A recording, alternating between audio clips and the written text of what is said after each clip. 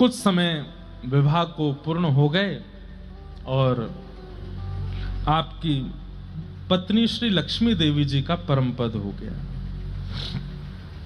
भगवत विरह में उनका परम पद जब हुआ तो आप बहुत व्याकुल हो गए, लेकिन आप मनी मन जानते थे कि यह होना था, क्योंकि अब जब मैं विरह भाव में प्रवेश करूंगा तो मेरी स्थिति देख करके इनका परम पद होता, तब मुझे ज्यादा पीड़ा होती।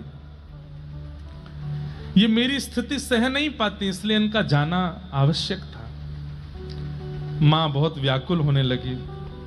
बड़ा बेटा भी चला गया, पतिदेव भी चले गए, बहू आई, बहू भी चली गई।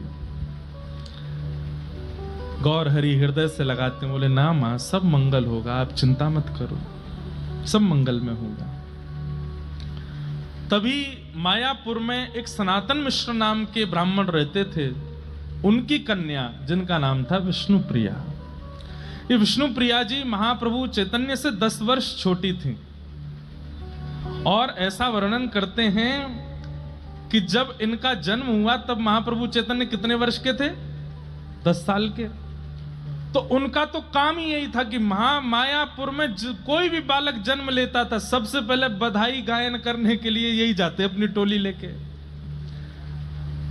जैसे ही सनातन मिश्र के यहां पर लाली ने जन्म लिया, घंटे घड़ियाल बजने लगे, सब लोग बधाई बधाई कहने लगे। ये गंगा जी के तट पर अपने सखाओं के साथ बैठे थे, तभी इन्होंने सुना ये आवाज कहां से आ रही है। बोले, अरे एक सनातन मिश्र हैं, उनके यहां लाली हुई है। आप सब सखाओं के साथ दौड़ करके गए। आप गए तो इसलिए थे कि चना चनौरी मिलेंगे खाने को, आप गए तो इसलिए थे कि मेवा बाटी कुछ मिलेगी।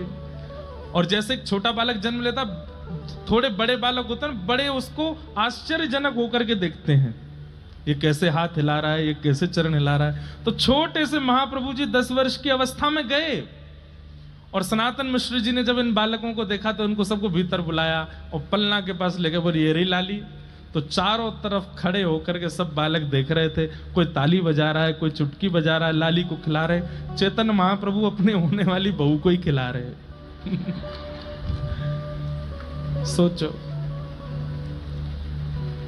आचार्य चरण कहते हैं, बोले रामावतार में सीता जी का जन्म जनकपुरी में और श्री राघव जी का जन्म अयोध्या में, कृष्णावतार में किशोरी जी का जन्म बरसाने में और लाला का जन्म गोकुल में। लेकिन चैतन्य महाप्रभु के अवतार के समय महाप्रभु जी का जन्म भी मायापुर में और श्री विष्णुप्रिया जी का जन्म भी मायापुर में। सीता जी के तो पता नहीं बधाई में राम जी गए थे कि नहीं, पर किशोरी जी की बधाई में तो गए थे। 1 साल के लाला गए थे, मैया इन्हीं कोई न्यौछावर कर आई थी। पर तब इनके मन में आया कि नहीं, अगली बार जब हम कृष्ण चैतन्य बनकर के आएंगे तब तो हम बधाई गाएंगे। और महाराज नाच नाच करके, ठुमक ठुमक करके अपने सास ससुर के साथ नाचे, खूब आनंद किया। लाली भैया बधाई हो, आनंद भयो। बाद में जब कुछ समय फिर तो आगे लीला पूरी हो गई, आपकी पत्नी का देहावसन भी हो गया, कुछ वर्ष निकल गए। एक दिन माँ ने कहा कि मैंने अब तुमको ब्याह करना है, तो आपने मना किया, नहीं माँ अब ब्याह नहीं करना। बोले मेरे ऊपर विचार करो, बस अपना विचार करोगे। तो आपने कहा ठीक है, आज्ञा करो, किससे करना है? बोले एक सनातन मिश्र जी हैं, उनकी लाली से। तो महाप्रभु जी बोले, उस लाली की बधाई गायने में तो मैं ही गया था, वहां तो मैं अपने सखाओं के साथ गया था। बोला हाँ, उन्हीं की लाली से ब्याह करना। और श्री महाप्रभु जी का विष्णु प्रिया जी के साथ में विवाह हुआ, आनंद से विवाह हुआ।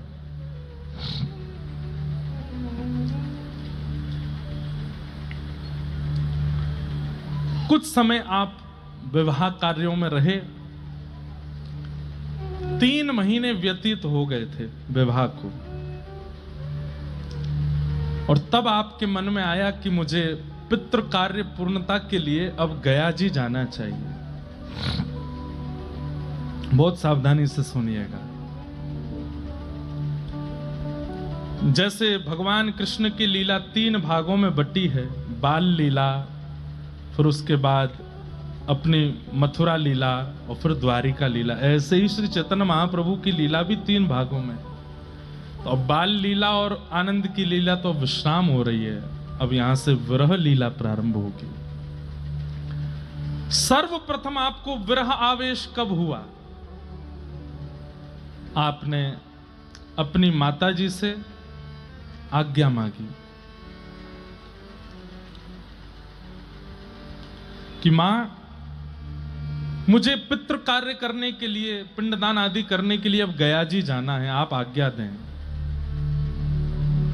आप पाठशाला में पढ़ाते थे और पाठशाला में जितने बालक थे वो बालक भी इनके साथ जाने को तैयार थे। तब मां ने कहा कि आप अकेले मत जाओ, हो तो बालक ही आप और बड़े चंचल और हो, इतनी दूर जाओगे कैसे चलेगा, तो आप साथ में अपने मौसा जी को लेकर के जाओ, जो कि गुरु रूप भी थे, जिनका नाम था चंद्रशेखर जी। और आप अपने सब शिष्यों के साथ, चंद्रशेखर जी के साथ श्री गया जी की यात्रा पर निकले।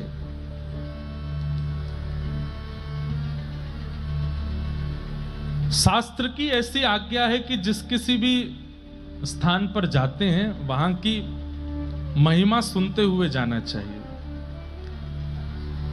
आपने शास्त्रों में गया जी की महिमा पढ़ी थी, लेकिन आज सब लोग बैठे थे रास्ते में ही सब सुनते हुए जा रहे हैं, तब आपने कहा गया जी की महिमा क्या है? तब बोले कि एक गयासुर नाम का एक दैत्य था, वो तप कर रहा था। ध्यान से सुनिएगा, वो तप कर रहा था, इतना तप किया कि उसके तप से देवताओं को यह लगा कि भाई इंद्र प्रकट हो गए, ब्रह्मा प्रकट हो गए, देवता सब प्रकट होते जा रहे हैं। प्रकट होकर के वो जैसे आंख खोल करके देखता है, प्रणाम करता है और फिर से नेत्र बंद करके तप में बैठ जाता है, कुछ मांगता नहीं है। और तप का ये प्रभाव होता था कि वो जब कुछ मांगता नहीं था तो उसका शरीर बड़ा हो जाता था। इंद्र आदि देवताओं को कुछ समय बाद लगने लगा कहीं ऐसा तो नहीं है तप से इतना विशाल हो जाए कि एक दिन स्वर्ग पर चढ़ाई कर दे। आपने जाकर के सब देवी देवताओं को इकट्ठा किया, सबने आकर के उससे कह दिया भाई कुछ मांगो,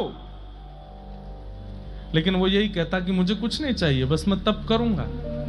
अब तो देवताओं को और लगने लगा कि ये निश्चित ही हम लोगों पर आक्रमण करने के लिए कर रहा है। एक कथा याद आई, हमारे वृंदावन में एक महात्मा थे और ज्यादा पुरानी कथा नहीं है।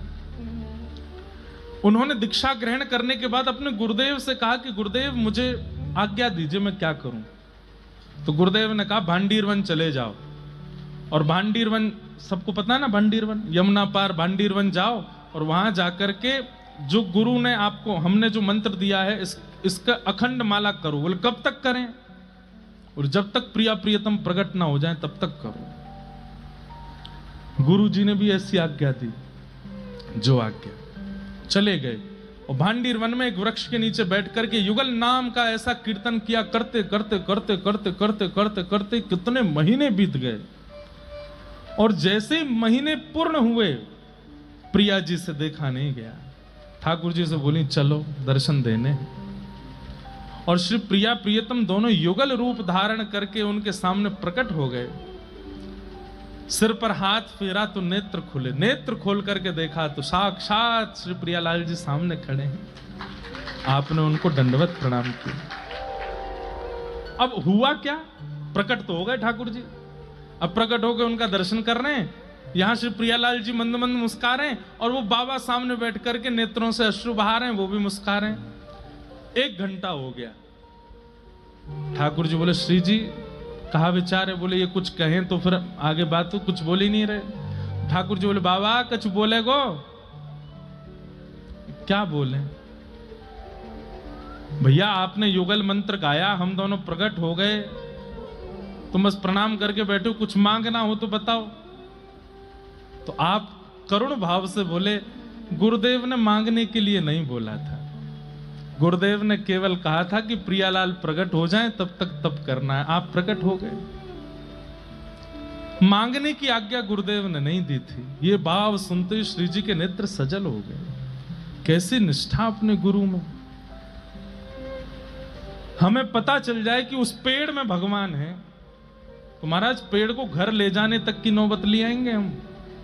यहाँ साक्षात ठाकुर जी सामने प्रकट हो गए, लेकिन उनको याद ही नहीं, वो जानते ही नहीं कि मुझे क्या मांगना है। मेरे पास ना बुद्धि है, ना मन है, ना कुछ है, सब गुरु जी हैं। उन्होंने आज्ञा नहीं दी थी कि कुछ मांगो। प्रिया जी बोली, ये इतने श्रेष्ठ शिष्य हैं, इनके गुरु को भी नहीं पता होगा ये। तो लाल जी बोले अब क्या करना। तो प्रिया जी ने आज्ञा दी, बोले एक काम कीजिए, अपने गुरु जी से पूछ के आओ। प्रिया लाल जी आए, क्या मांगो। तो आप दौड़े दौड़े अपने गुरुदेव के पास गए। महीनों बाद गुरुजी ने देखा दाढ़ी बढ़ गई थी, जटाएं निकल आई थी, देख के पहचान भी नहीं पाए। कौन हो? बोले कि आपका शिष्य हूं, आपने आज्ञा दी थी भांडीर वन में। अरे मैंने कहा था प्रियालाल जी नहीं आए। बोले प्रियालाल जी आ गए। तो गुरुदेव सुन के आश्चर्य कर, प्रियालाल जी आ गए? हाँ, प्रतीक्षा कर रहे हैं भांडीर वन में और खड़े हैं। बोले क्यों? बोले प्रकट होकर के बोले मांगो। तो मैंने कहा गुरुदेव ने कहा था केवल प्रियालाल जी प्रकट हो जाएं तब तक जप करो, मांगने की आज्ञा आपने नहीं दी थी, तो मैं पूछने आऊं, वो आ गए, क्या मांगूं। गुरुदेव ने हृदय से लगा लिया। बोले धन्य है, मैं धन्य हो गया तुझे पा करके। सच में खड़े हैं? बोले हाँ। गुरुदेव हाथ पकड़ के गए तो देखा तो श्री प्रियालाल जी वहां प्रतीक्षा कर रहे थे, थोड़ी पे हाथ धरे, और सामने से शिष्य गुरु को लेकर के आए। गुरुदेव ने प्रणाम किया और बोले अब क्या मांगूं गुरुदेव बताइए। बोले बस ये दोनों राजी ही रहें, ये दोनों प्रसन्न रहें, यही मांगो और कुछ मत मांगो। भैया ऐसी गुरु निष्ठा होती है।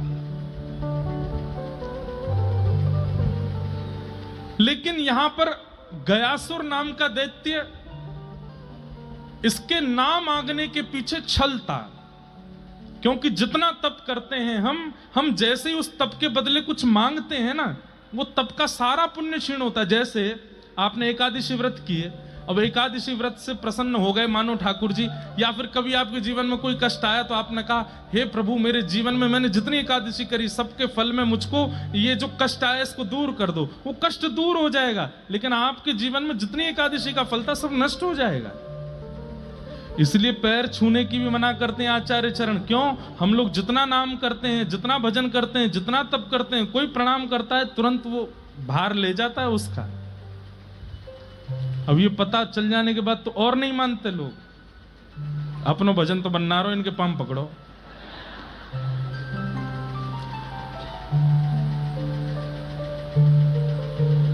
गयासुर ने भजन बंद नहीं किया, करता रहा।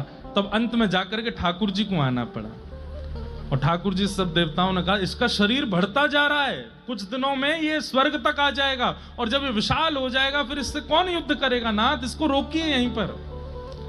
अनेक प्रयास कर, ठाकुर जी ने कहा 33 कोटि देवता चढ़ जाओ इस पे, इसका शरीर अब नहीं बढ़ेगा। सब चढ़ गए, फिर भी उसका शरीर रुका नहीं। अंत तो गत्वा वही हुआ क्या, ठाकुर जी को अपना चरण उसके सिर पर रखना पड़ा, और जैसे ही ठाकुर जी ने अपना चरण उसके सिर पर पधराया, तुरंत उसका शरीर वहीं रुक गया और फिर दोबारा छोटा होने लगा, और होते होते वो पूरा फैल गया नीचे, मतलब बिल्कुल समाविष्ट हो गया। प्रकट होकर के उसने ठाकुर जी से कहा कि नाथ बस मैं यही चाह रहा था कि आप अपने चरण कमल प्रदान करें। भगवान बोले कुछ मांगो। बोले कुछ नहीं चाहिए।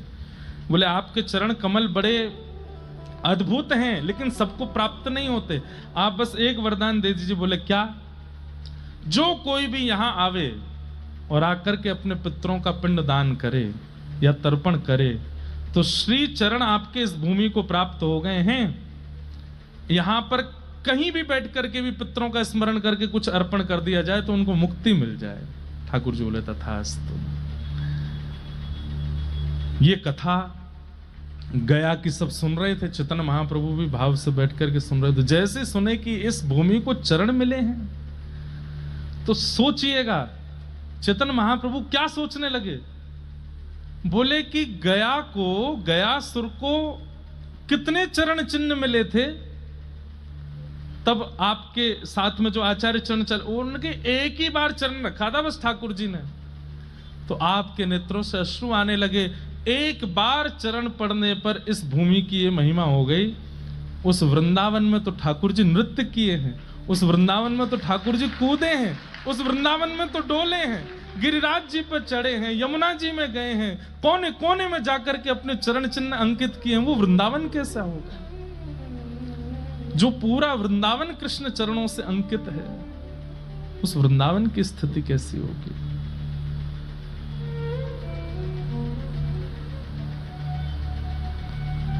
तभी गया जी के मार्ग में ही एक पर्वत था और उसी पर्वत पर भगवान के चरण चिन्ह अंकित थे। आप वहां दर्शन के लिए गए, सब शिष्यगण खड़े थे, साथ में आचार्य चरण भी खड़े थे, पर्दा लगा हुआ है, अभी पुजारी जन कुछ पूजा आदि कर रहे थे।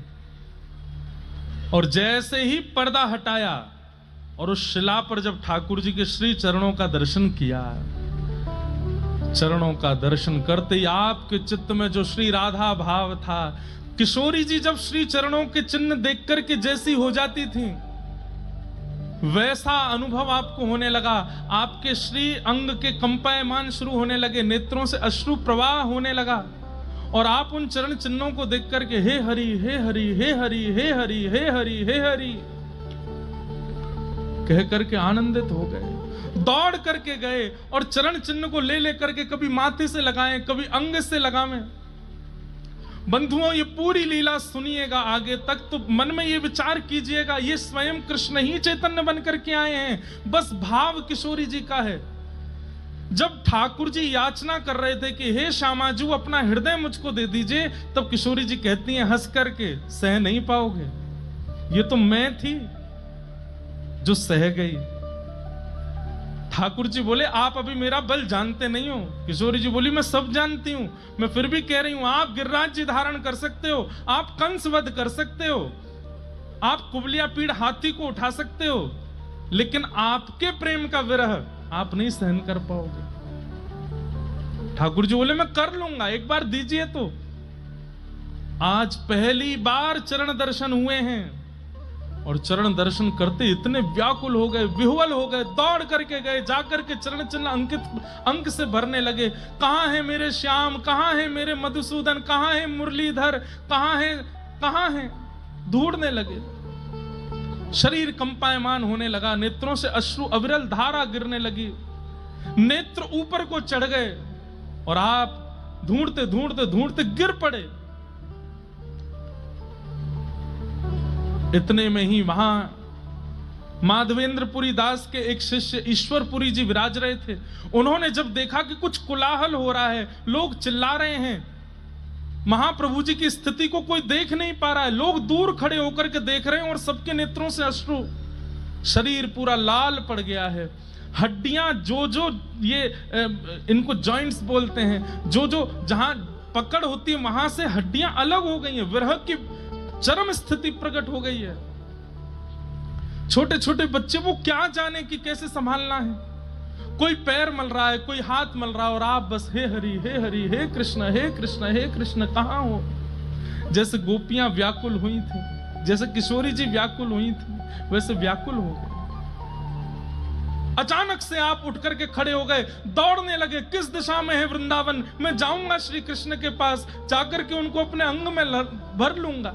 और आप जैसे ही उस पर्वत से वृंदावन की ओर दौड़ने लगे, इतने में ही सामने से ईश्वरपुरी जी आ गए। आपने आकर के उनको अंक में भर लिया, आप निकल करके भागने लगे, लेकिन पकड़ लिया और सब बच्चों को बुलाया जल्दी आओ। सब बच्चों ने आकर के चैतन्य महाप्रभु के हाथ पकड़े, पैर पकड़े और ईश्वरपुरी जी महाराज गाने लगे,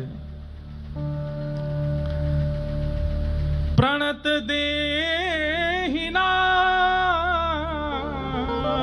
पाप कर्षणम। बच्चों से बोले गोपी गीत का गान करो। अरे इनके अंदर कृष्ण प्रेम का भाव जागृत हुआ है, गोपी गीत गाओ तभी शांत होंगे।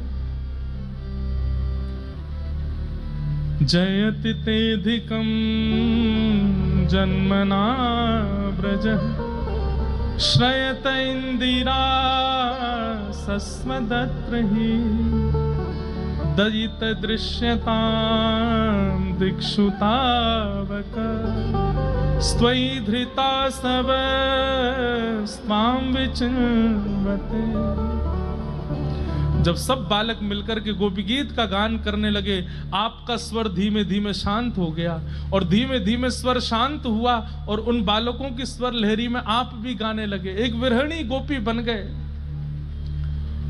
और नेत्र खोल करके कहने लगे, वहां है श्याम सुंदर, वो बैठे हैं वृक्ष के ऊपर। अरे वहां नहीं है, वो तो कोई पक्षी है। अरे उधर बैठे हैं कृष्ण, वहां बैठे हैं। जैसा विरह गोपियों को और श्री किशोरी जी को, वैसा विरह चैतन्य महाप्रभु को होने लगा। थोड़ी देर तो आप शांत रहे, लेकिन जैसे ही गोपी गीत विश्राम हुआ, गोपी गीत के विश्राम होते पुनः भावावेश आ गया, फिर से दौड़ने लगे। तुरंत ईश्वरपुरी जी बोले, बच्चों इसके आगे के श्लोक आते हैं जहां पर ठाकुर जी प्रकट हो जाते हैं, उस श्लोक का गान करो तुरंत। सबने मिलकर के गाया, ताशामा विरभूत सौरी स्मयमाय मुखाम्भुज, ताशामाविर्भूत सौरि स्मयमाय मुखाम्भुज, पीतांबरधर श्रगवी साक्षान मन्मथ मन्मथ। और जैसे ही कहा कि श्याम सुंदर गोपियों के विरह रुदन गीत को सुनकर के पीतांबरी पहन करके प्रकट हो गए हैं, आप दोनों भुजा उठा करके वहीं तमाल वृक्ष का उसके तरफ दौड़ करके गए और मेरे श्याम सुंदर आ गए, हृदय से लगा करके रुदन करने लगे और रुदन करते करते वहीं मूर्छित होकर के गिर पड़े।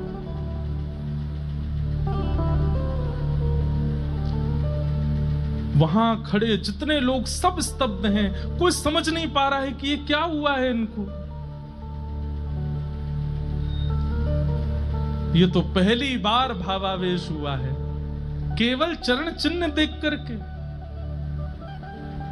आज निकुंज में विराजमान किशोरी जी बहुत भावुक हो रहे हैं। मैंने मना किया था कि आप नहीं सह पाएंगे। ईश्वरपुरी जी गए, जाकर के महाप्रभु जी को अपनी गोद में लिटाया। आपको जब थोड़ी देर बाद होश आया, चरण पकड़ लिए, बोले भगवान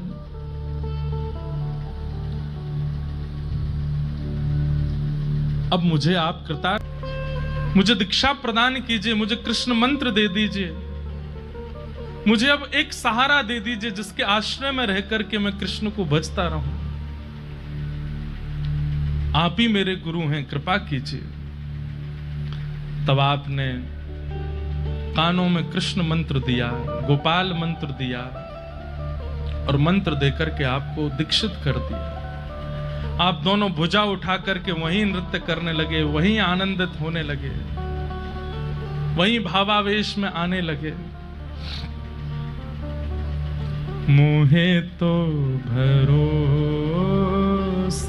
है तेरो री किशोरी राधे, मोहे तो भरोसो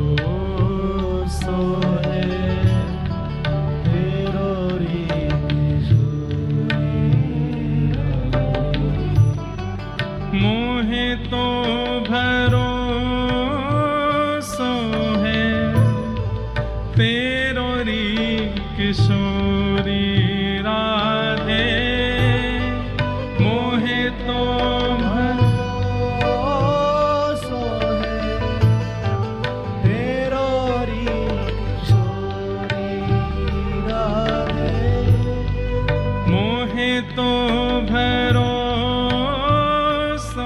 है तेरो री किशोरी राधे, मोहे तो भरोसो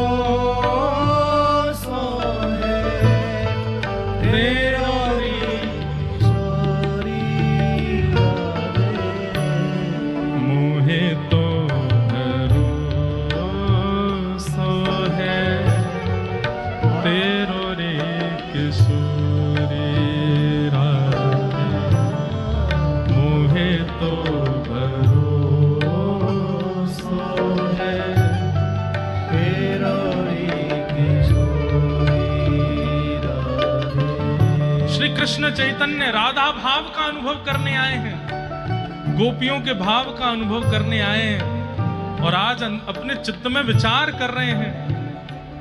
एक चरण चिन्ह देखकर के ये स्थिति होती थी गोपियों की, ये स्थिति होती थी प्रिया जी की, लेकिन वो कैसे संभालती थी स्वयं को। तो आज जब अपने आप को ऐसे भाव में देखा तो किशोरी जी को याद करके गा रहे हैं, साधन हीन दीन में राधे, साधन हीन दीन में राधे, साधन हीन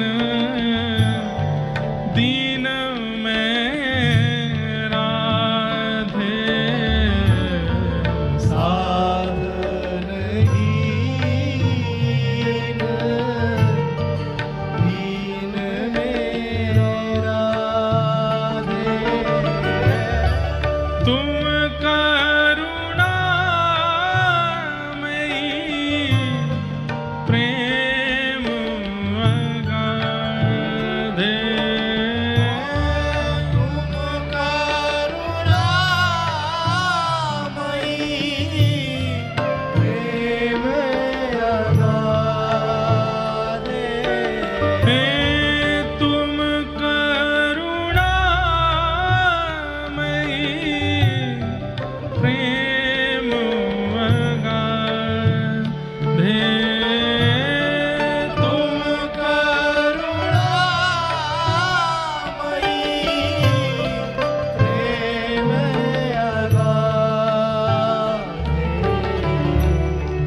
मोहे तो भरोसा है तेरो रे किशोरी राधे, मोहे तो भरोसा है तेरो रे किशोरी राधे, भुक्ति मुक्ति ना मांगत केवल, भुक्ति मुक्ति ना मांगत, सब लोग गाइएगा,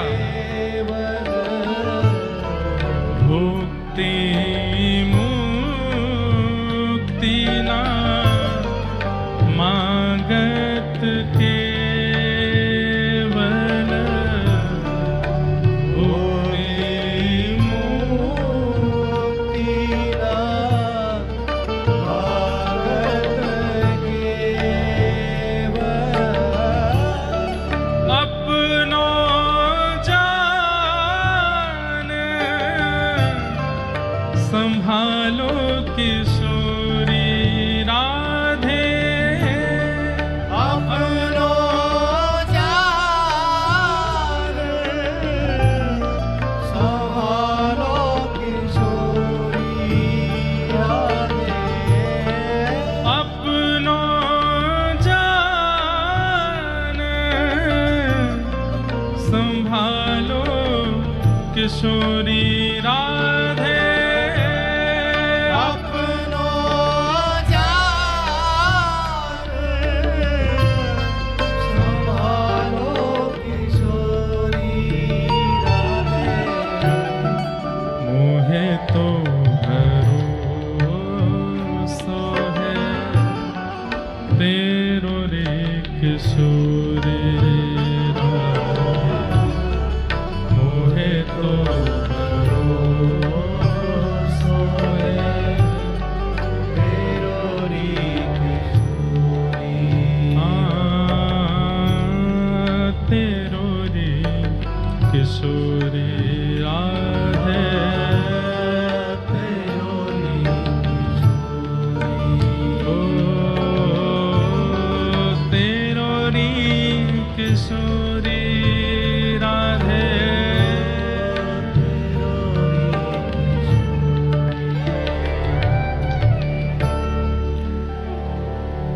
आपके मन में ऐसी भावना प्रकट हुई कि अब तो मैं वृंदावन जाऊंगा।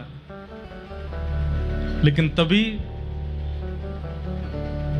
आकाशवाणी हुई और वो केवल महाप्रभु जी को सुनाई दी, और उसमें आकाशवाणी ने आगे की संपूर्ण लीलाओं का उनको भाव बताया कि अभी वृंदावन नहीं जाना है, अभी उससे पहले आपको कई जीवों पर कल्याण करना, क्योंकि आप वृंदावन जाएंगे तो फिर लौट करके नहीं आ पाएंगे। आप भगवत तत्व हैं लेकिन आचार्य तत्व में गए हैं, इसलिए जीव कल्याण के लिए अभी आपको बहुत लीलाएं करनी है, कई जीवों का उद्धार करना है, कई प्रेम पिपासुओं के ऊपर आपको अभी अनुग्रह करना है, इसलिए अभी आप वृंदावन नहीं जा सकते। कृपा करके अभी आगे की लीला संवरण करें। और यहीं से पंडित राज गौरांग अब भक्त राज हो गए। पंडित राज थे पहले इतने चंचल थे और अब उतने ही गंभीर, उतने ही सरल, उतने ही एक बात हम आपसे कहें, श्री गौड़िया वैष्णव परंपरा से अगर आप दीक्षित हैं तो आपके स्वरूप में कुछ हो चाहे ना हो, लेकिन एक चीज का दर्शन होना चाहिए, विनम्रता।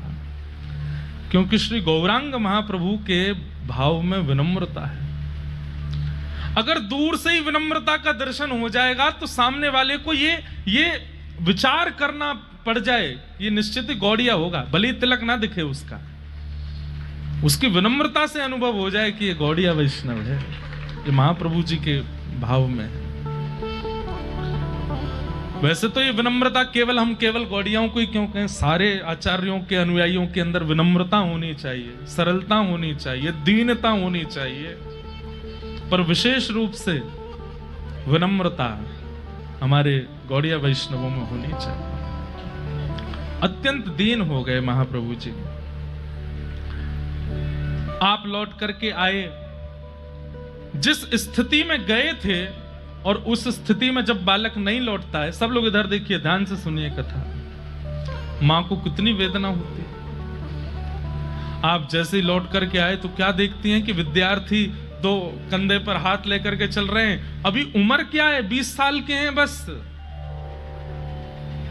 दो विद्यार्थी नीचे से चरण उठाते हुए चल रहे हैं और आप कभी मूर्छित हो जाते हैं, कभी होश में आ जाते हैं, फिर मूर्छित हो जाते हैं, फिर होश में आते हैं, कभी रोने लग जाते हैं, कभी हंसने लग जाते हैं। वाक् गदगदा द्रवते यस्य चित्तम रुदत्य भिक्षणम हसति क्वचिच्च विलज्ज उद्गायत नृत्यते च मदभक्ति युक्तो भुवनम पुनातु।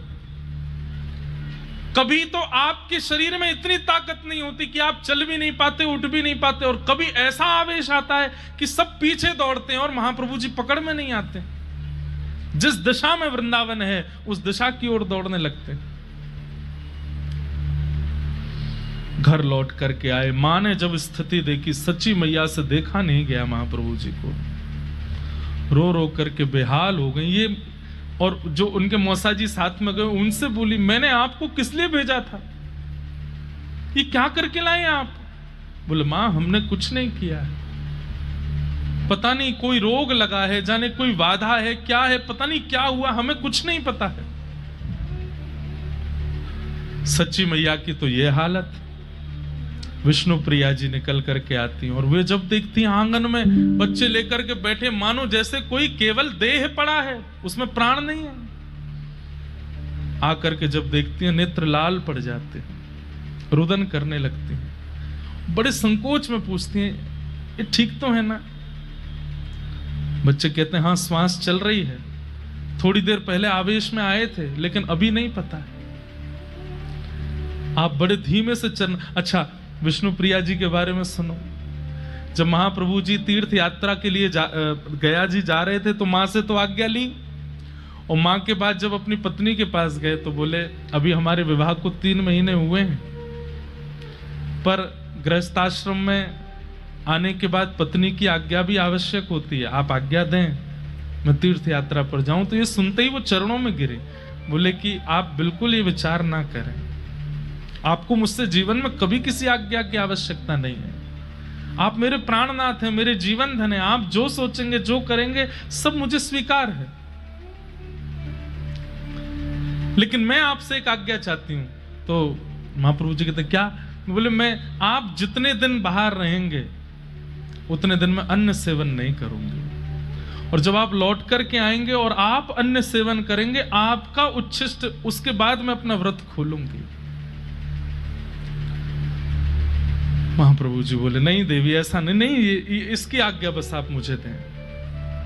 महाप्रभु जी ने आज्ञा दी और फिर 2-3 नियम बताए। बोले सुनो, कृष्ण उपासना करना, राम उपासना करना, नृसिंह भगवान की उपासना करना, सब उपासना पद्धति बताने लगे।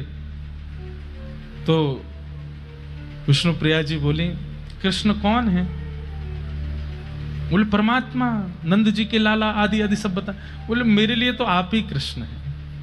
राम कौन है? बोले मेरे लिए तो आप ही राम है। मैं तो आपको ही पर ब्रह्म मानती हूं और मेरे लिए ब्रह्म आप है। मैं तो केवल गौर गौर भजूंगी, मैं तो केवल आपको भजूंगी। और आज जब गौरांग महाप्रभु लौट करके आए हैं तो उनकी पत्नी की स्थिति, वो देख नहीं पा रही हैं उनके रूप को। तभी आपको होश आता है और आप होश में आकर के जैसे बैठते हैं ढूंढने लगते हैं, कहां है श्याम सुंदर, कहां है मधुसूदन? अभी कन्हैया यहीं थे ना पास में, कहां चले गए? अपनी मैया से कहते हैं अरे मैया तू बता कहां है?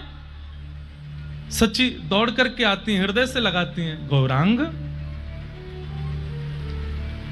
आप कौन हैं? और जब ये बात पूछते हैं कि आप कौन हैं, सच्ची मैया तो व्याकुल हो जाते हैं। यहां दूर बैठी विष्णु प्रिया जी तो और भाव व्याकुल हो गई कि कहीं मुझे ना भूल गए हूं, मेरा तो आश्रय ही है। बंधुओं अत्यंत गंभीर है गौर लीला। आज भी हमारे वृंदावन में अगर कोई गौर चरित्र कहता है या गौर लीला का दर्शन करता है तो वहां पर पहले ही बाहर बोल देते हैं कि आने वाले कृपा कर जब तक लीला पूरी ना हो जाए ना, और लीला प्रारंभ होने के बाद कोई ना आवे, क्योंकि ये लीला लीला नहीं है, ये प्रत्यक्ष है।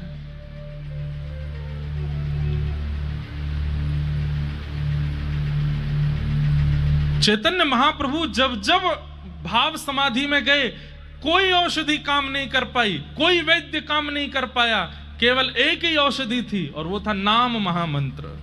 बस मंत्र गाया जाता था, उसी से ही वे स्वस्थ होते थे। और यही गोपियों की स्थिति है।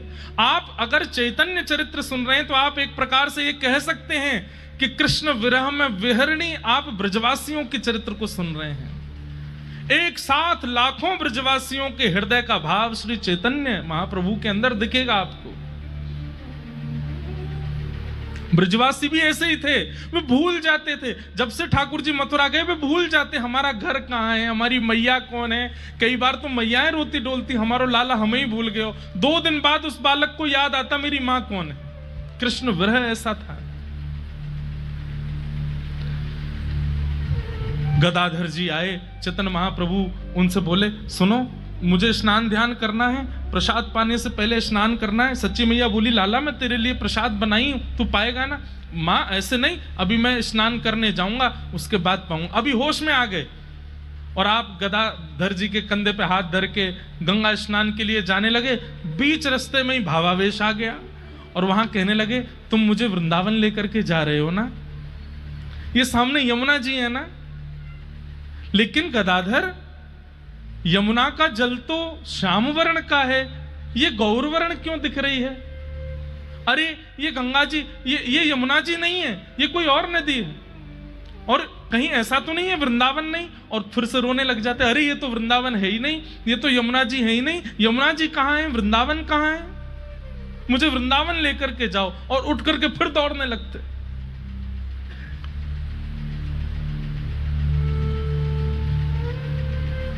प्रेम की ऐसी अद्भुत पराकाष्ठा।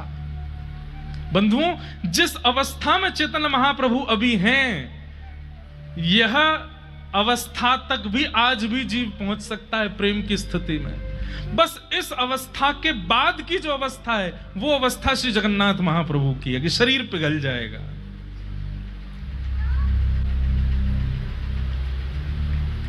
महाप्रभु जी स्नान किए, लौट करके आए सब ठीक हैं। घर में आकर के जैसे शालिग्राम भगवान का अर्चन करने के लिए बैठे, शालिग्राम भगवान को देख के फिर भावावेश हो गया। अरे ये देखो श्याम वर्ण के कन्हैया ही तो हैं। हृदय से लगा करके फिर रोने लगे। बार बार ये ऐसी स्थिति होती, मायापुर के सारे लोग इकट्ठे हो गए हैं और सब वही चंचल निमाई, वही चंचल गौरांग को आज इस अवस्था में देख रहे हैं। सच्ची मैया बाहर जाती है, सबको हृदय, मेरे लाला को क्या हो गया, मेरे लाला को क्या हो गया। 2, 4, 5 दिन व्यतीत होने के बाद अब तो बातें बनने लगी। कोई कहने लगा कि गौरांग पागल हो गया है, उसकी बुद्धि में कोई हवा चली गई है जिसके कारण वो विचलित हो गया है। कोई कहने लगा मां तुम्हारे लाला पर कोई प्रेत बाधा हो गई है। कभी कोई वैद्य आता है, कभी कोई झाड़ फूंक करने वाले आते हैं, दुनिया भर के लोग इकट्ठे हो रहे हैं, लेकिन कोई भी पहचान नहीं पा रहा है कि है क्या। और सच्ची मैया सब करती है, जो आकर के जो स्थिति बता जाता है वही करने लगती है। मेरो लाला कैसे भी ठीक है जाए। तब श्री अद्वैत प्रभु जब उनके कानों में यह बात गई कि सब लोग ये चर्चा कर रहे हैं कि कोई बीमारी लगी है या कोई आदि व्याधि लगी है, तब आप दौड़ करके जाते हैं और सच्ची मैया के पास जाकर के कहते हैं मैया ये कोई रोग नहीं है, ये कोई बाधा नहीं है, ये कोई प्रेत नहीं है, तो ये कृष्ण प्रेम की चरम स्थिति है मां। ये कृष्ण विहरणी भाव है जिस भाव में आपका लाला है। बोले मैं कैसे मानूं इस बात को। तभी आप हरि बोल संकीर्तन करने लगे तो जो चैतन्य महाप्रभु अति व्याकुल हो रहे थे, नाम संकीर्तन सुनते ही आप शांत हो गए। तब से ये नियम बन गया, जो भी महाप्रभु जी के पास जाते हैं केवल नाम गाते हैं और वो नाम सुन करके ही आप शांत होते हैं, नाम सुन करके ही आप व्यवस्थित होते हैं। विद्यालय अब धीरे धीरे स्वस्थ हो गए तो पढ़ाने के लिए जाते हैं, लेकिन विद्यालय में जाकर के पढ़ा नहीं पाते हैं। वहां पर भी विद्यार्थियों के साथ नाम संकीर्तन करने लगते हैं। पोथी बांधी एक बार, फिर जीवन में दोबारा खोली नहीं, वो बंधी ही रही। केवल नाम आश्रित हो गए, नाम कहते हैं, नाम गाते हैं, नाम में ही जीवन है पूरा। ऐसे महाप्रभु जी की स्थिति हो गई। आगे जगन्नाथ मिश्र जी महाप्रभु जी के पिताजी, उनके ही एक मित्र हैं, उनका नाम है श्रीवास। अद्वैताचार्य जी ने उनसे कहा कि तुम अपने यहां नाम संकीर्तन किया करो और श्री चैतन्य महाप्रभु के अनुगत्य में उस कीर्तन का भाव रखा करो। भावावेश की स्थिति अब थोड़ी समाप्त हो गई थी। आप भाव से वहां जाते और नाम संकीर्तन करते, लेकिन क्योंकि मुगल आक्रांता थे और वे मुगल किसी को नाम जप आदि और ये भक्ति भजन आदि सब करने नहीं देते थे, तो उनके भय के कारण कई लोग नाम संकीर्तन में नहीं आते थे। तो एक दिन सब लोगों को चैतन्य महाप्रभु ने बुला करके कहा कि आप लोग नाम संकीर्तन हम लोग यहाँ करते हैं, तुम क्यों नहीं आते हो। तब वे कहने लगे कि हमें भय लगता है कि कहीं कोई मुगल आक्रांत हमको मारे ना या कुछ कहे ना, हमारी रक्षा कौन करेगा अगर कल को हमारे ऊपर कोई बात आ गई तो। चैतन्य महाप्रभु को लगा मेरे पतले से तन को देख के, मेरे शांत स्वभाव और इस निर्बलता दुर्बलता को देख करके इनके चित्त में कहीं ना कहीं ये भाव तो नहीं कि हमारी रक्षा कौन करेगा। तभी आपने संकीर्तन होते होते होते होते एक दिन नृसिंह बन करके सबको दर्शन कराया। बोले नृसिंह देव की। और सब देख करके आनंदित हो गए, साक्षात नृसिंह के रूप में प्रकट हो गए। थोड़ी देर में ही आप वराह बन गए और वराह नृसिंह दोनों रूपों का दर्शन करा के पुनः आप चैतन्य बन गए और सबके चित्त में विश्वास दिला दिया कि चिंता नहीं करो, अगर कल को नाम संकीर्तन भजन संकीर्तन में कोई बाधा आएगी तो हम नृसिंह रूप धारण करके उसका वध कर देंगे, लेकिन आपके भजन में विक्षेप नहीं आएगा। और इस भाव से और भीड़ जुटने लगी।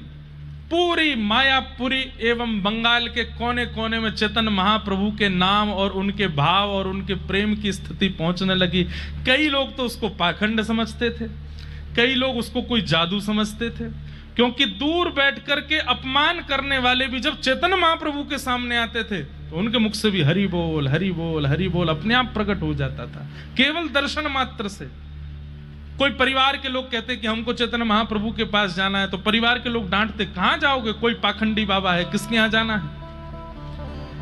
लेकिन वही परिवार के लोग जब अपने बालकों को लेकर के आते तो महाप्रभु जी की एक झलक पड़ते ही वे परिवार के लोग भी नाम संकीर्तन में उन्मत्त हो जाते थे। ऐसा आपका स्वरूप।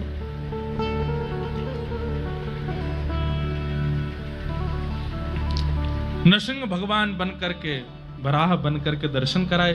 धीरे धीरे आपकी पूरी जो भजन संकीर्तन आदि कृष्ण प्रेम में उन्मुक्त जितने भी भाव थे सब एकत्रित होने लगे।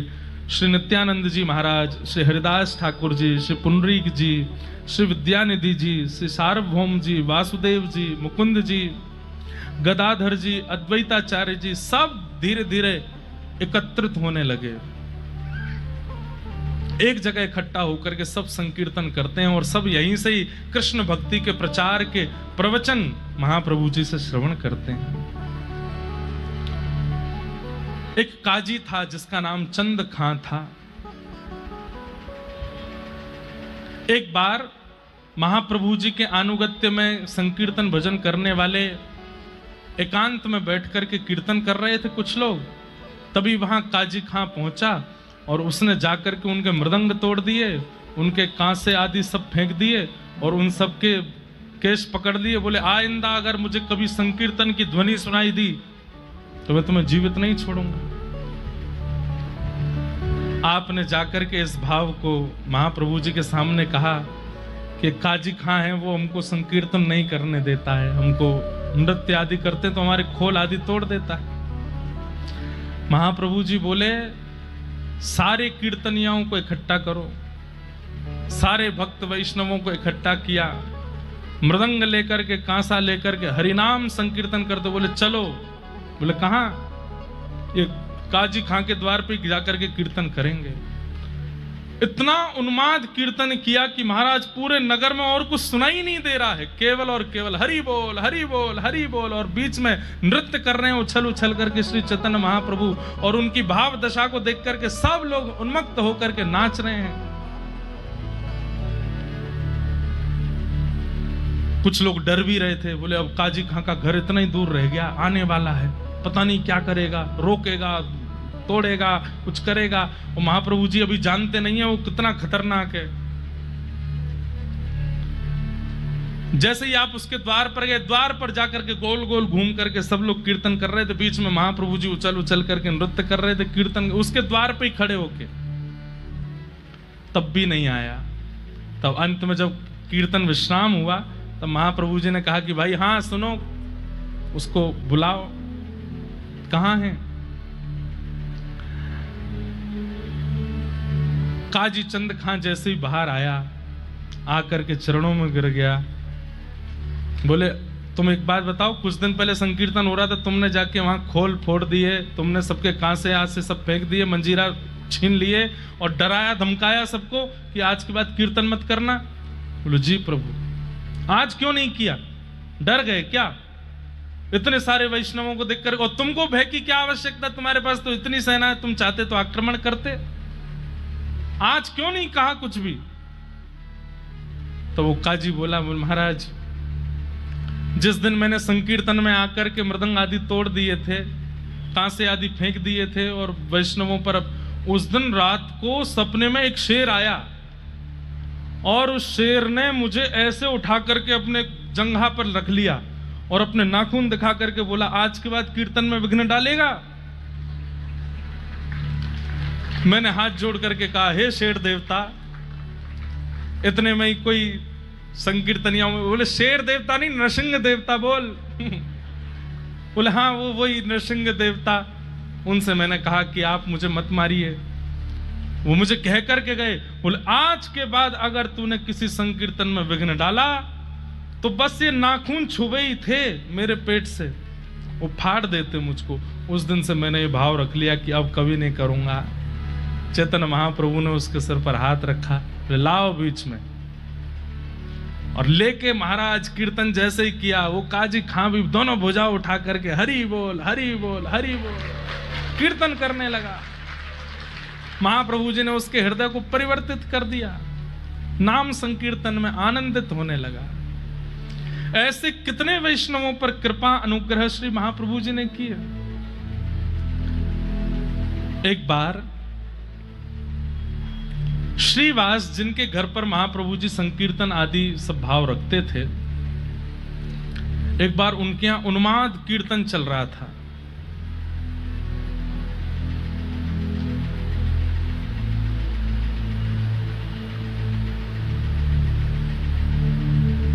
उन्माद कीर्तन, सब नाच रहे थे, गा रहे थे, हरि हरि बोल बोल करके सब कीर्तन कर रहे थे।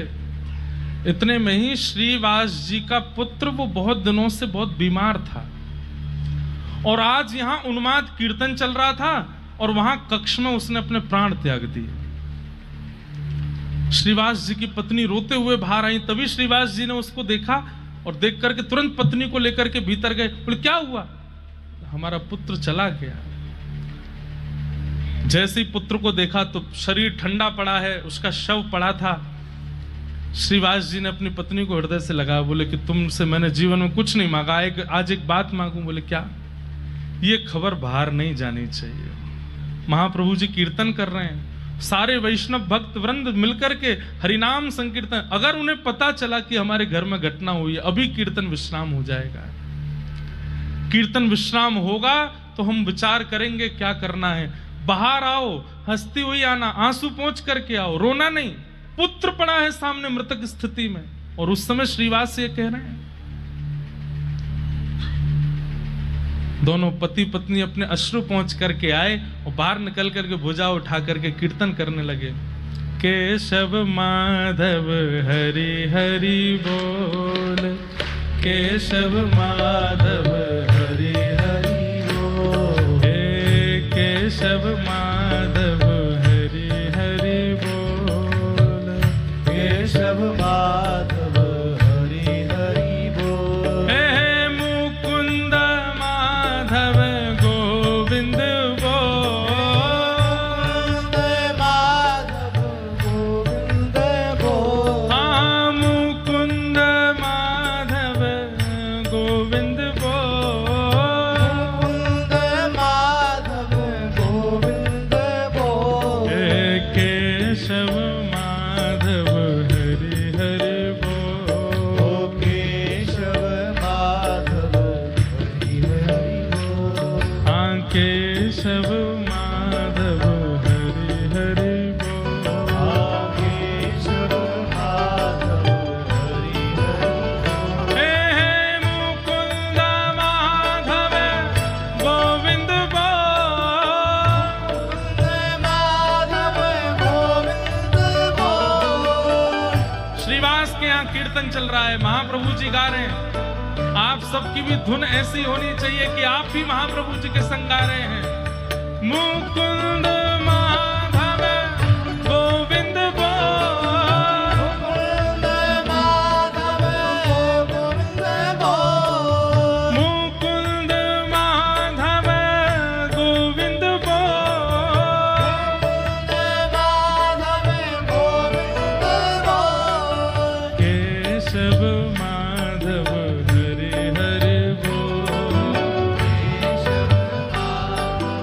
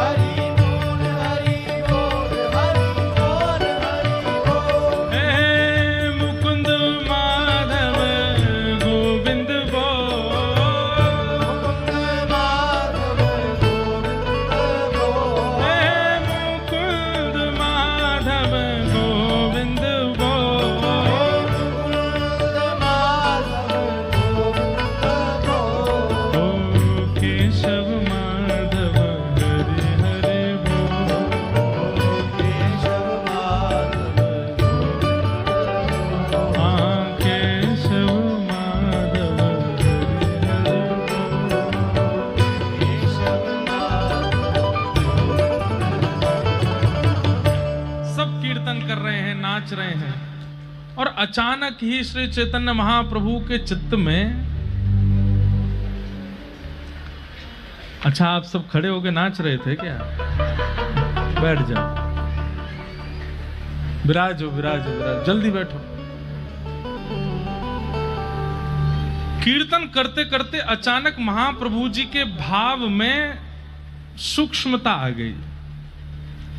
महाप्रभु जी का नेत्र खुल गए, भावावेश नष्ट हो गया और आपकी दोनों भुजाएं सामान्य हो गई, और सामान्य होकर के आप बैठ करके विचार करने लगे। अभी तो इतना प्रेम उमड़ रहा था, इतना आनंद आ रहा था, इतना सुख मिल रहा था, ये अचानक से चित्त वृत्ति की स्थिति समाप्त क्यों हो गई? कोई अशुभ घटना घटी है आसपास।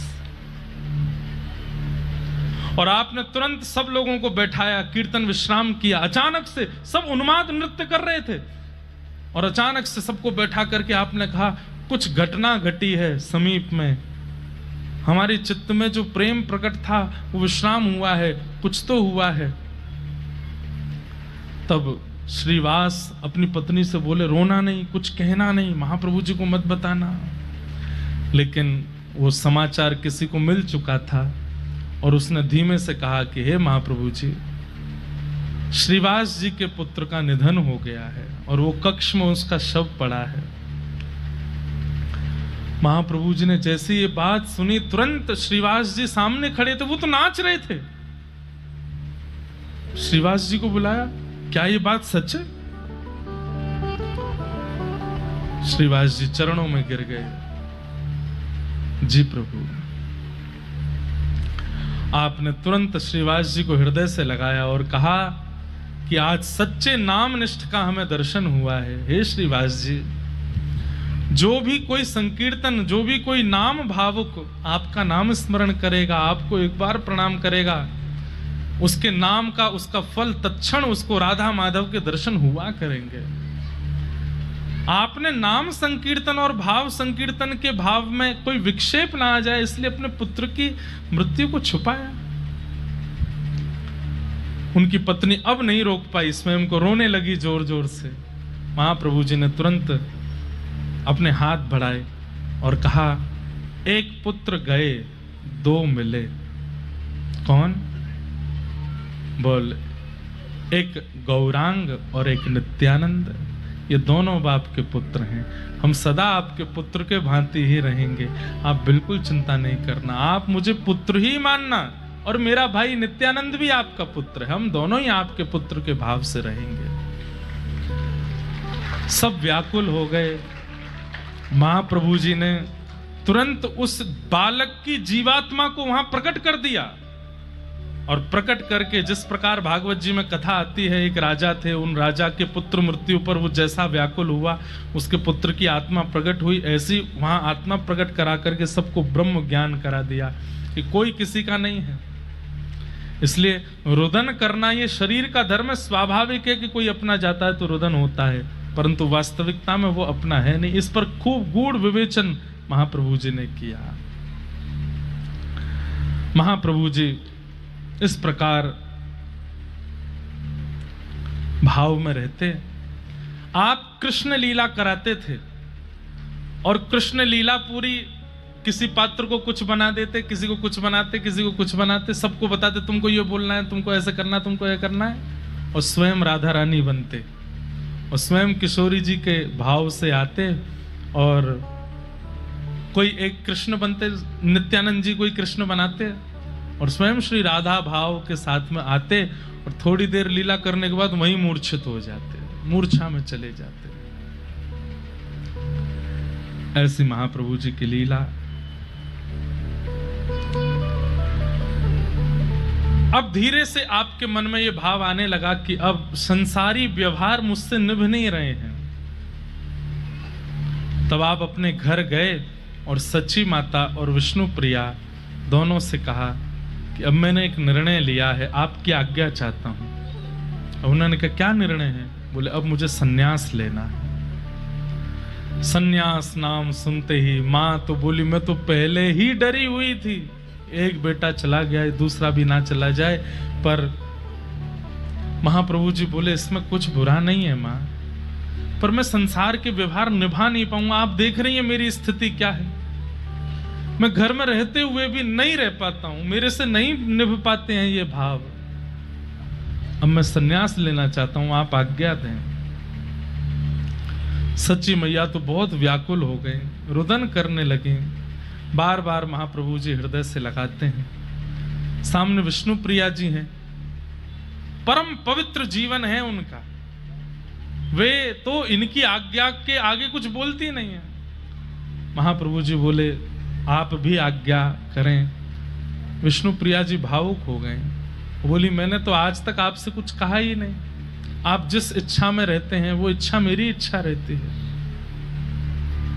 व्याकुल हुए सच्ची मैया और श्री विष्णु प्रिया जी, अद्वैतानंद जी आदि सबने आकर के उनको बहुत समझाया और श्री केशव भारती जी के पास आप गए और वहां जाकर के उनसे सन्यास दीक्षा ग्रहण की और सन्यास ले लिया। जैसे ही आपकी सन्यास दीक्षा हुई, अब एक बहुत सुंदर बात सुनिए। महाप्रभु जी बड़े सुंदर थे, ऐसे सुनहरे बाल और पीत वस्त्र जब आप पहन करके निकलते थे, आजान बाहु, लंबी लंबी भुजाएं आपकी, और जब आप अपने भवन से निकलते थे तो इतनी भीड़ चलती थी आपके साथ में। तो महाप्रभु जी को लगता था, जब वो कीर्तन कराते थे, इतने लोग नृत्य करते थे, महाप्रभु जी को लगता था कि ये सब वास्तव में कीर्तन के ही भाव में नृत्य करते हैं या ये केवल हमारे लटके झटके पर कहीं मोहित तो नहीं हो रहे हैं। अब महाप्रभु जी बैठते भी थे तो बैठने की भी उनकी जो पद्धति थी वो ही कईयों का चित्तहरण कर लेती थी। और कभी कभी चलते चलते जब अपने केशों पर हाथ फेरते तो कई लोग उसी भाव से आनंदित हो जाते। कहां तक कहें, उनके रों कूप के जो ये थे, ये भी गौर थे, ये भी सुनहरे थे। महाप्रभु जी कभी गंगा स्नान करके आते तो लोग बाग वनों में छुप करके अटारियों और कोई डाल पर बैठा, कोई कहीं बैठा, वहीं से देखते थे उनके रूप माधुरी को। आज महाप्रभु जी के मन में यह भी आया कि बहुत भीड़ हो गई है और स्वरूप की भीड़ ज्यादा है, प्रभाव की भीड़ ज्यादा है, थोड़ा इस भीड़ में भी देखें कितने रुकेंगे, कितने जाएंगे, कितने टिकेंगे। और महाप्रभु जी जब अपने समस्त केश भद्र करके और पूर्ण रूप से विरक्त हो गए, बगलबंदी पीतांबरी आदि सु पहनते थे, सब कुछ त्याग करके आज जब बिल्कुल सन्यास भेष में आए, लोग उनके उस रूप को देख करके नेत्रों से अश्रुपात करने लगे, क्योंकि ऐसा सौंदर्य था उनके रूप में। अभी भी सुंदर हैं, अभी भी सुंदर लगते हैं, अभी भी गौर सुंदर हैं, लेकिन जो रूप लावण्य था उसको देखकर किसी को तो उनके प्रति मां की, किसी को उनके प्रति पुत्र की भावना, किसी को उनके प्रति मित्र की भावना, किसी को उनके प्रति प्रियतम की भावना तक आ जाती थी। लेकिन एक क्षण भी त्याग करने में संकोच नहीं किया और सब कुछ त्याग दिया। और आज जब सन्यास रूप में आए थे तो महाप्रभु जी के वास्तविक भाव और संकीर्तन से जुड़े हुए जो लोग थे वे ही रुके, बाकी लटके झटके रूप आदि पर जो मोहित वो